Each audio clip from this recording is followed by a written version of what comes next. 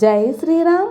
శ్రీ మహావిష్ణువు కృతయుగంలో మత్స్య, కూర్మ, వరాహ, నరసింహ అవతారాలను, త్రేతాయుగంలో రామచంద్ర అవతారాన్ని ధరించి, ద్వాపర యుగంలో కృష్ణ అవతారంలో దర్శనమిచ్చిన స్వామి కలియుగంలో విరజానది మధ్యభాగంలో సప్త ప్రాకార సంశోభితుడైన పరమపదంతో సహా శ్రీదేవి భూదేవుల సమేతుడై వృక్షక్షేణాదులు తనను కొలుస్తూ ఉండగా శేషవాన్పై అచ్చా అవతారుడైన వెలిసిన ఈ స్వామి దర్శనం శుభప్రదం. చింతామణి గణపతి దత్తక్షేత్రంలో ఉత్తరద్వార దర్శనం చూడండి. జిల్లేడు 12 సంవత్సరాలు పెరిగి ఒక వేరుని దాల్చి ఆ వేరు గణపతి ఆకారంగా రూపం చెందుతుంది.